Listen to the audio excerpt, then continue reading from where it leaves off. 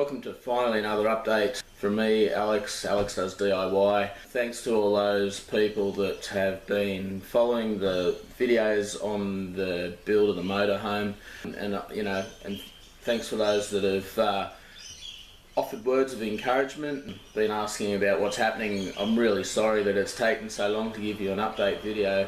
It's just been a string of fucking excuses that have made that happen, that I haven't put videos up or haven't made as much progress. But anyway, I thought it was time to give you an update. We'll do another video today. The bus is a shit fight at the moment. It's a bit of a mess in there, but you know what, I was gonna wait until I kind of cleaned it out a bit before I showed you where I'm at with it. But I thought, nah, bugger it, I'll show you today where I'm at. So, question number one, am I living in the bus? No. I'm sleeping on the floor at my daughter's house at the moment. The bus is still not livable. Not only that, the bus is also now no longer registered for road use, which has been a bit of an issue. It ran out of registration early September. It's now beginning of November. So it ran out of registration first week of September.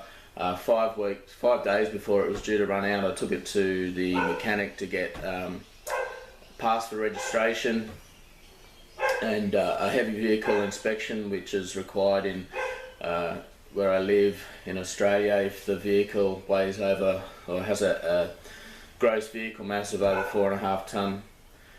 So I took it to the mechanic in preparation for registration and getting the checks done, and it took him about 10 seconds, I think, to turn around and go, nah, forget it. Basically, because the bus was registered as a 25-seat bus, it now only has 2 seats, which he said straight away was 23 failures. So that meant that I was required to get an engineer's certificate or an engineer to go over the bus, have a look at the modifications that have been made, and have them put a modification plate on the vehicle to say that it's been reduced to 2 seats, it's become a motorhome, etc., etc. Before the mechanic would do the safety inspection on the vehicle, on the bus. So that obviously threw me for a loop. It's probably something I should have prepared for. I kind of had in the back of my mind that it might happen at some point. I didn't think it was going to happen straight away. Naivety on my part. The mechanic then threw me a heap of horror stories of people who've gone down this path further than I had, spent tons of money and tons of time just like I have, and got right to the end to find out that the vehicle just can't be registered at all. So I spoke to an engineer that day, and he was able to come over and have a look at the bus that day, and he was really happy with it. He was happy with the work that I'd done. He took a few measurements. He said, yep, everything would be fine. The only thing he needed to see in the bus was that there was a bed for me to sleep in, a cooker for me to cook on. It needed a fire extinguisher and a smoke alarm. And he also recommended getting the bus reweighed to see if we could bring the weight of the bus to under 4.5 tonne. Therefore, it's no longer a heavy vehicle, so I don't need a 6 monthly heavy vehicle inspection. And it also meant that I wouldn't have to upgrade my licence, which was going to cost me, I think, $1,600 to do that. So that's what I did. That day I went and got everything that he required. I went and got the vehicle reweighed. It came in at 3.9 tonne, which whilst it is under the 4.5, he then has to allow for the weight of a driver, the weight of a passenger. I think he has to allow for 100 kilos each or something for their luggage, and extra things. He said I was borderline, but he was happy to bring it down to the 4.5 tonne. So that was all fine, and he took copies of my rego and all that sort of stuff. I was happy that this was all going to get processed. And anyway, time went by, days, weeks, fortnights, month, still heard nothing, and it turns out that the engineer was ill. These things happen, and that's fine. So it actually took, before I could eventually get in touch with the engineer, almost 2 months, I think, before he turned up a couple of weeks ago to look at the bus again while I wasn't here. And he left me a message to say, okay, I can see the changes you've done, but now I also want electrical certification and gas certification before I'll pass it. Bugger. Alright, so that threw me for a bit of a loop. I did have a gas bottle mounted to the back of the bus. I'd already at that point decided it was in the wrong place because it would inhibit the use of a trailer. So that was fine, but it forced me to look up a few of the rules, which was probably good with the gas stuff. The hoses that I'd put in there were the wrong class of hose anyway. They need to be a C-class hose or copper. And I was going to be using the wrong regulator. It needs to be a 2-stage regulator. You need a test point for the gas, which I didn't have, and the bottle itself needs to be in a concealed space, or confined concealed space, and not inside. It wasn't going to be inside anyway. So I won't show you what I built for that yet. When I show you the bus, you'll see the space where it's going. So that's fine. The electrical though, I had not started, other than what you've seen in the past videos, which is with the solar panels on the roof, the 3 solar panels which weren't really connected. The cables just ran into the inside of the bus. No electricals whatsoever installed. And I knew it was going to be a big job. I'd kind of been putting it off. In hindsight, and to anyone doing this, plan your electricals really early. I knew what I wanted in the bus, but I didn't know about where I was going to lay them out and things like that, and so it would have been a lot easier running, for example, at least my 240 volt AC power point circuit would have been a lot easier if I'd run that round the bus before I started doing any of the cabinetry. But, I dealt with it anyway. So I haven't quite finished the electricals yet. They're about 90% finished. I'll show you those shortly. But be warned, like I said, when I take in the bus, it's a freaking mess. So what I'll probably do is just give you a quick look at what's in there, and then once the electricals are finished, and possibly once I've got certification, I'll do a detailed video of the electricals, because I've had a lot of learning that I've had to do, or certainly a steep learning curve. I'm not an electrician. So yeah, it's when you're dealing with 240 volt stuff, obviously you don't want to be risking your life on that. You are dealing with potentially life-threatening levels of electricity. If you don't have any confidence in doing that sort of stuff, don't even attempt it. Just pay someone to do it. So once I've got certification, I've had it checked over by the electrician that I'm trying to get in touch with, who sold me the stuff to begin with, the solar stuff. Then I'll do a more detailed video on exactly how that works, because I've really found it hard, or certainly struggled, to find quality, not necessarily how-tos, but explanations on YouTube with Australian content anyway, of running 240 volt AC through a motorhome, with circuit diagrams and doing circuit boards with RCD, or I'll explain it all later, but you get RCDs and circuit breakers, and does the, for example, the neutral tie into the earth, and where do you earth, and do you earth your 240 to the bus? And I'm thinking, well, how do I earth the 240 to the bus when I've also got 12 volt that has to earth to the bus too, and the bus has a 24 volt circuit that earths to the bus, and all that sort of stuff. But I'll cover that in a more detailed video later, but I'll certainly show it to you in a minute. So that's really been my focus at the moment now. I've got until today's like the 3rd of November 2017. I've got till the 7th of December to get those certifications, get the engineer back out here, get him to give his stamp of approval, get it back to the mechanic for him to do just a general inspection, pass it, and then I can get registration. If I go beyond that date, then it needs what's called a blue slip, which means it goes over the pits. They do a more thorough inspection of underneath the bus and everything like that. And while I'm reasonably comfortable that most things would pass, who knows? I just don't want to risk not having the bus registered. If I've obviously invested, now maybe many tens of thousands of dollars and a lot of time into this, and if the end result is that it never gets registered, well, I'm screwed really. The best I could do is find somewhere where I can have it picked up by a tow truck, towed and dumped, where it's never going to be moved again, and I'll just live in it there. I don't know how that would happen, but I don't want to go down that road. I'm trying to stay on the positive. Alright, so that's pretty much where we're at.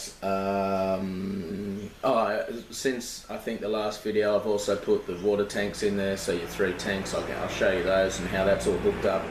So you've got your black water tank for your sewerage, grey water tank for your shower and sink water to go into, and a freshwater tank, and etc. And I'll show you how I've hooked all those up as well. What else? A few other things. Alright, so I'll take you down there now, and we'll have a look at the mess that's inside this bus.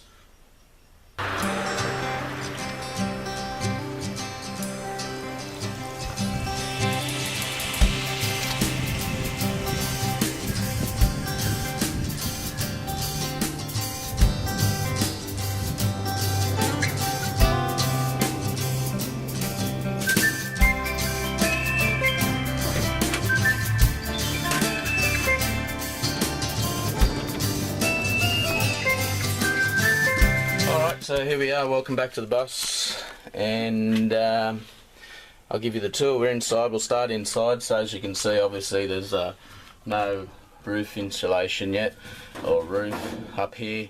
That's coming, but I don't need it for rego.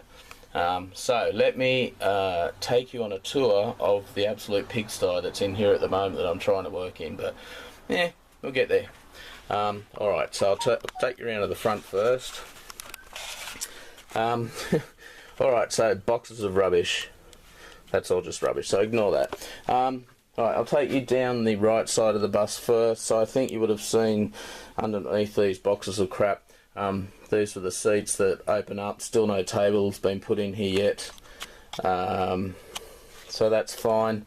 What you will see there, I do have shutters on, privacy on all of the windows, and it goes all the way down to the back. These were just a really cheap and easy solution if you want to do these. That's all it is. They're 100% block out. They're just 3mm sheets of MDF. They're white on the outside, gloss white. I don't know how long they'll last. They were just a really, really cheap solution. And they run inside the factory window frames. So that's that. So continuing down the left hand side of the bus, there's the fire extinguisher that I needed for compliance. I've sheeted in the inside of the bathroom. The bathroom does not yet have a door on it yet. As we go in, you'll see I do have a toilet.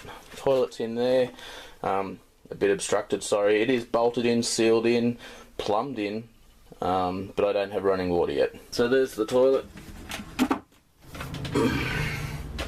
So basically the way this toilet works, it doesn't hold water in there. You've got a foot pedal at the side, so it's not a cartridge toilet, it's a flushing, gravity flush toilet.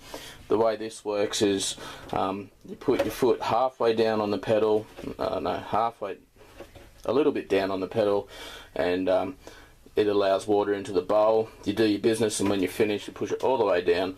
It opens up and it goes down through the plumbing into your black water tank.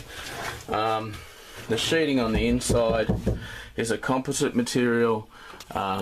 It's basically 2 thin sheets of aluminium sandwiching a sheet of acrylic. Fairly easy to work with, relatively inexpensive, and obviously 100% waterproof.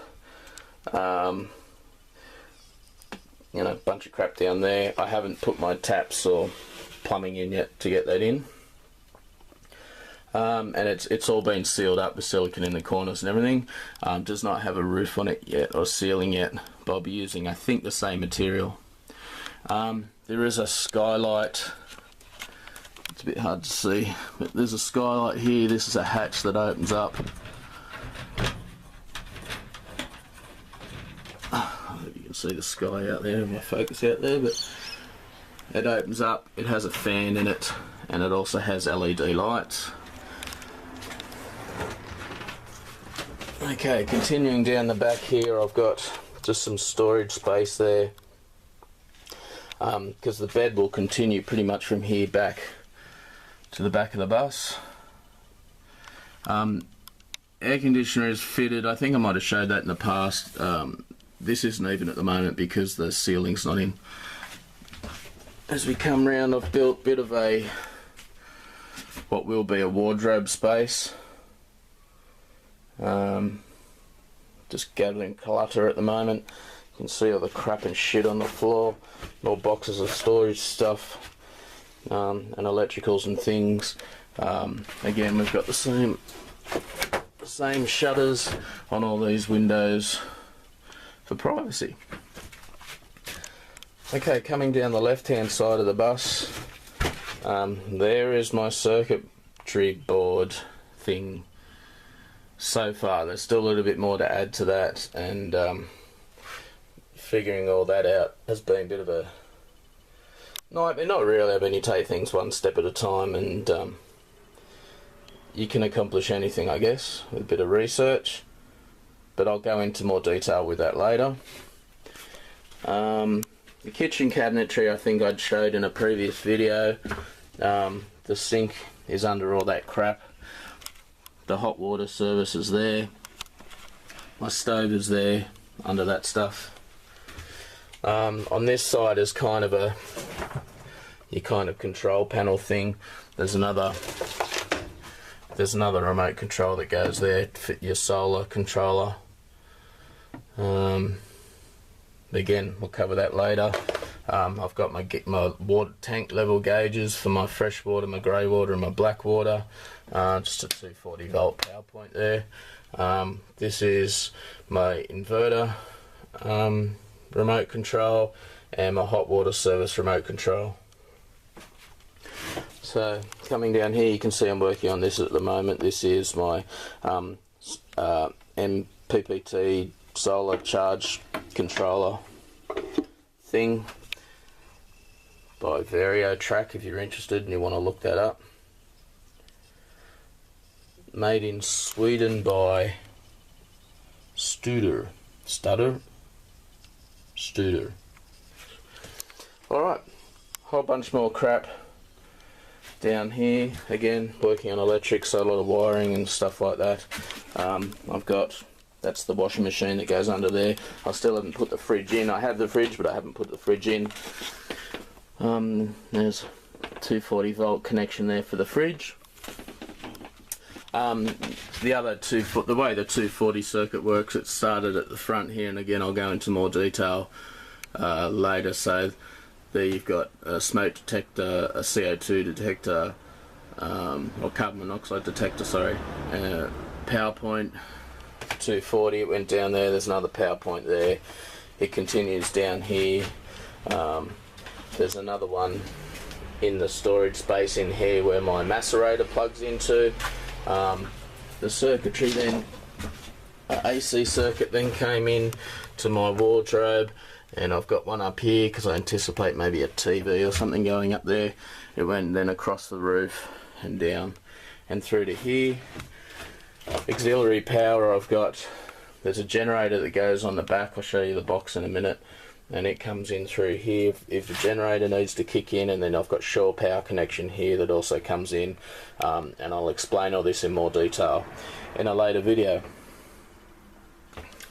So that's pretty much it for the inside. I did this yesterday, so this is another circuit board here, distribution board. I don't actually know what the technical term would be. Fuse, circuit, whatever. Anyway, so each of the solar panels needed to be fused as well. So this is just a 3 separate fuses for the 3 panels that come in, and so I've still got to exit out of here. It's going to come down here and then go into the charge controller, which I showed you back up there. Alright, so I will now take you outside and show you the outside modifications. Alright, so you've seen in a previous video, that's the hatch where my battery is inside. I have a big gaping hole here at the moment. this panel will go back on, but it'll be hinged. Inside here is where the box is going to be to house my gas cylinder. It was the best place for it, not only for space, but because you've got the hot water service just there and the stove, which is just around here somewhere. So it just, you know, means it was a lot easier to, it will be a lot easier to plumb in the gas. Okay, coming round to the back of the bus. So on the back here I've got just a frame that's bolted to the bus for my generator. You'll see that's why we've got a 15 amp plug here. This all locks up obviously. It just fits in there. My generator, it's not in there at the moment because I've been using it to weld somewhere else. That's where I did have an LPG cylinder there, but that's all going to get cut off. Alright, and to give you a view of what the bus looks like from the outside with the shutters, you can see there. So it doesn't look too unattractive on the outside with those shutters. It was just a really cheap solution and gives me 100% privacy. Alright, so I'll take you underneath the back of the bus here now and show you the tank setup.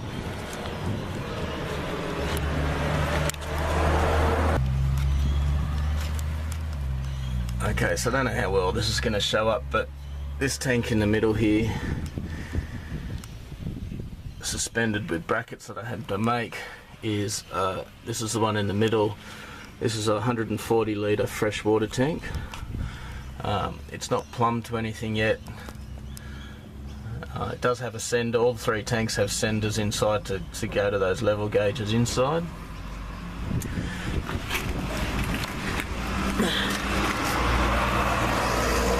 On the left of the bus, this is my grey water tank here at 70 litres.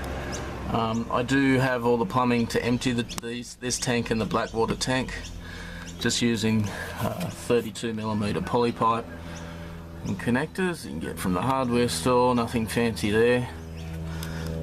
So it empties out of this poly pipe here, comes along up here, around the back and connects to there and goes this back in again. This is my black water tank, again 70 litres. And then you've got a series of valves here. So in here there's 3 valves you can kind of make out there. So the way this works is that I can shut this valve, open this one and the one at the back there and empty the black tank. Once the black tank is emptied, I shut this valve and I open this valve. It will allow the grey water to empty from the grey water tank along here and into my black water tank, which will then, once I open this again, will flush out the black water tank again. So it's a way of cleaning your black water tank, using your grey water every time, so you don't have to do anything special to kind of flush out your black water tank. Everything in the black water tank is going to be liquid anyway. There's no solids in there because of the macerator, which I'll show you in a moment. I don't know how well you can see all this stuff, but that's the macerator there. It's plumbed. That's the toilet inlet. Oh, that's where it comes from, the toilet. Goes into the macerator. The macerator works automatically where it's liquefied, and it actively pumps it back to the black water tank. So that's all in there. That's the water inlet for the toilet, which it hasn't been plumbed up yet because I don't have a water. Sorry, that there is the big pipe there you can see is inlet from the toilet. Oh, sorry, yeah, where the toilet dumps down into the macerator. The tap there is your freshwater inlet, which hasn't been plumbed. Once it liquefies, it then pumps back. It then pumps back to the black water tank. What you can see here is from the drain in the shower.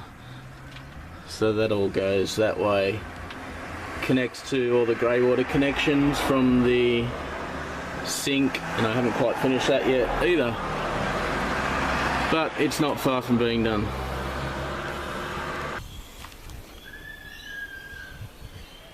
So there you have it, that's where I'm at. Again, apologise that it's taken so long to give you an update. I'm gonna try and commit to doing a few more of these videos. I'm not working at the moment, and whilst I'm not financially destitute or anything, you know, the whole idea of doing this was to hopefully get to a point where I could be living in the bus and, you know, fish to feed myself, not travel much, and then theoretically not have a lot of expenses. But geez, this bus sucks some cash out of you, which is to be expected. But you know, if you're planning to do this yourself, expect it to take 3 times as long as you thought it was going to take, and expect it to cost 3 times as much, maybe 4 times as much. One of the resident cockatoos too, who likes to come here for breakfast and lunch and dinner, along with a whole host of other native Australian birds. We love our birds. Alright, and yeah, there's the kayak I showed you just before there. That's been another side project over the last couple of weeks, or actually last month, few weeks. So that's how I plan to fish and feed myself once I'm in the bus. Now that that's all set up and going, it doesn't cost any money to run. You've got no licensing, no fuel expenses, no registration, all those sorts of things. I'm going to make a frame for it to bolt onto the back of the bus, hopefully. So yeah, so I'll hopefully in the future have some footage of me catching some nice fish to feed myself from the kayak, and maybe go off on some overnight or 2, 3, 4 day kayak adventures. That'd be cool.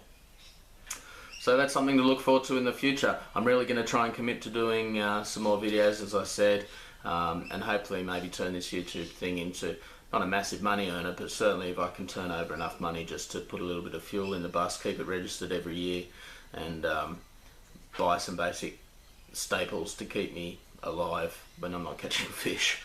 So that's it from me, and thanks for watching again. Thanks to those that subscribe to the channel. There's been quite a few recent subscribers, and I really appreciate that. So yeah, well, watch out for the next video. Hopefully it won't be too far away. Peace out. I'll give you a look at the cockatoo.